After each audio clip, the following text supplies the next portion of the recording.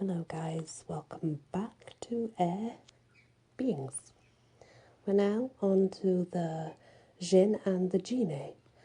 The Djinn, by the way, is a genie but plural, and Genie is the singular. Now, they are Persian, North African, Egyptian, Syrian, Arabian, Turkish, Muslim folklore. They are said to be ugly demons with supernatural powers. They like to be in sandstorms and empty quarters. They actually come to Earth, air, fire, water, all the elements basically in Earth.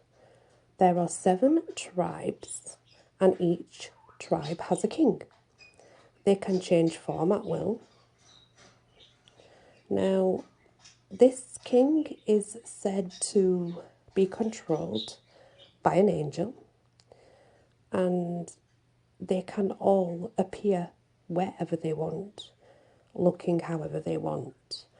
Now, earlier writings, if you go right back, they were actually mystical beings of writing and poetry, psychic balance, psychic abilities. They had all this kind of purpose rather than any negative. Now, it's believed they are dual because they will punish humans if you hurt them, even if it's accidental. They are unforgiving in that way. Now, they also are known to what they say haunt, although I think a better word would be inhabit with purpose, a building or a room. Now, also, it's believed macabre are highly skilled magicians that can work with them without causing any upset. King Solomon, the ring that King Solomon had, it's believed that ring would call up the Djinn to aid him in battles, but the Djinn was not confound to the ring, but yeah, that's what it was believed. They do have similar bodies to humans. They eat, they drink, they sleep, they have children, they get married, and they die. They're not immortal, but they do live for centuries. Now, a genie, you can enslave them and make them do your bidding.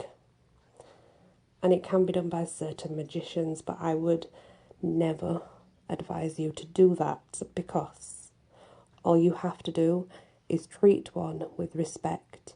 Treat one as you want to be treated, and they will become your friend and they will grant you anything. And it's really that simple. The Pegasus. Everyone knows the Pegasus, the winged horse. The male winged horse that's white, said to come from the blood of Medusa. If you research the sacred well of Pega and Mount Halakah and Grace Gentle, if you research that, there is actually a story behind it all. It's quite interesting too. But there is a negative Pegasus that is believed to be out there. The ancient Greeks said it was a female winged horse, and it was the Hanapi, I think, I'm not sure, Hanapi. But anyway, it was, I mean, this is very ancient writings, but it was the negative side of the male Pegasus, and it was female, and it is possible that it was something to do with the goddess Demeter.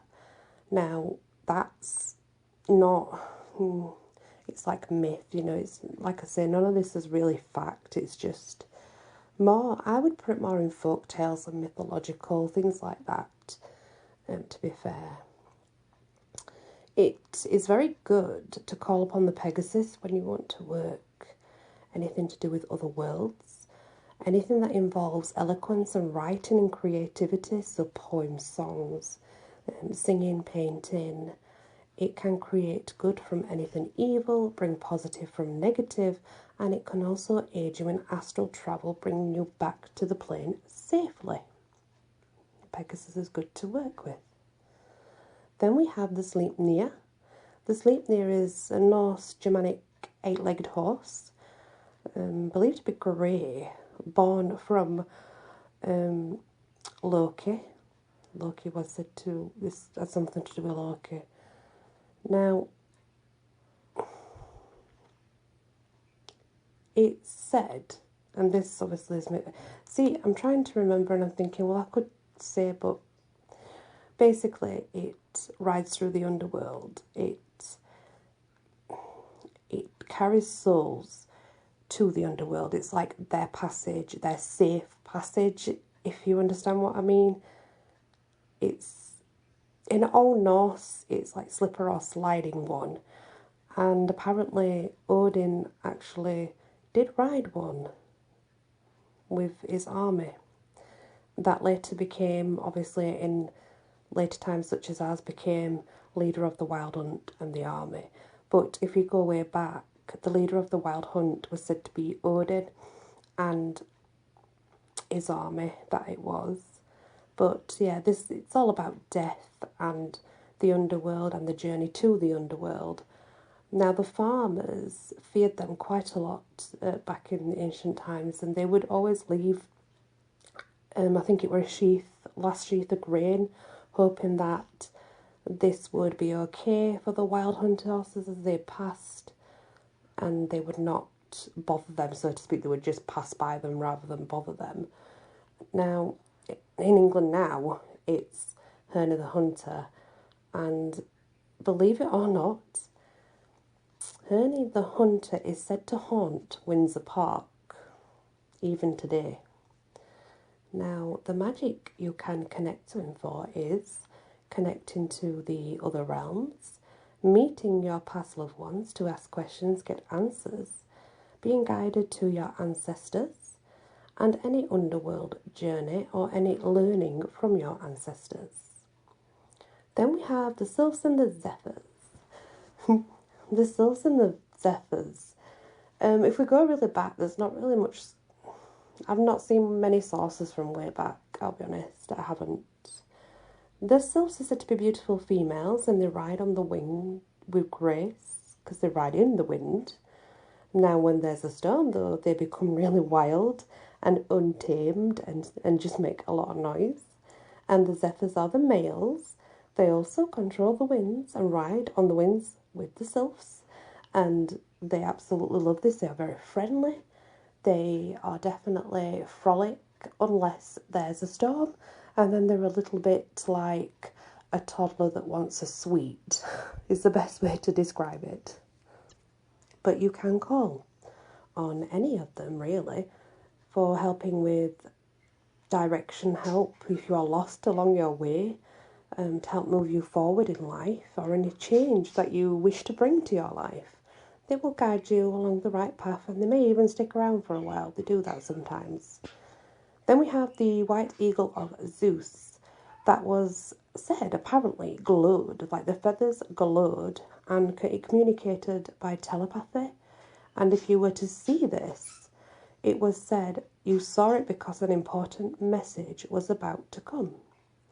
When using the white eagle of Zeus for magic, it can help you connect with spirit guides. It can help you travel to another realm. It can help you with protecting you with travel. Communication is a good thing to get help with. It can help you communicate with people on the other side and spiritual beings on the other side. But it can also prolong your magic with it, and it can learn you telepathy. The winged serpent. Now, the winged serpent is Buatoo by the Greeks, I think. It's in ancient writings, but it's kind of like Libya. I think it's Arabic as well, Egyptian. It's in his name, Cicero's story. It's in Cicero's story, and it had 2 or 4 wings actually. But the wings have been depicted as bat's wings on some, and then feathers on others. Yeah, so they're very different in how they look. They are said to protect the frankincense tree. Now, in Arabic, words for snake, life and teaching are all related. So I found that interesting, and I have learnt a bit of Arabic. I'm still learning it. It's actually quite hard. But yeah. they are very good at protection. They're really good regarding journeys and travelling to other realms, other worlds, helping you get that to your destination safely. They have very, very rooted in ancestral lines and can connect you to your ancestors. They have a lot of wisdom, and extremely sacred spiritual learnings. Now, as I said, these are the air fae, air elementals, and the air beings. Most of them are easy to work with. Building a bond with one or two certainly helps you in your magic journey. It helps build that bond, and the more that you build it, the more power and knowledge you gain, but also a companion, which is always good. And those are the earth on my mind, the air beings. And like I say, give it a go. Do some meditation, whatever it is that you feel you can do to be close to them, and you'll be surprised. Many blessings, guys. Many blessings.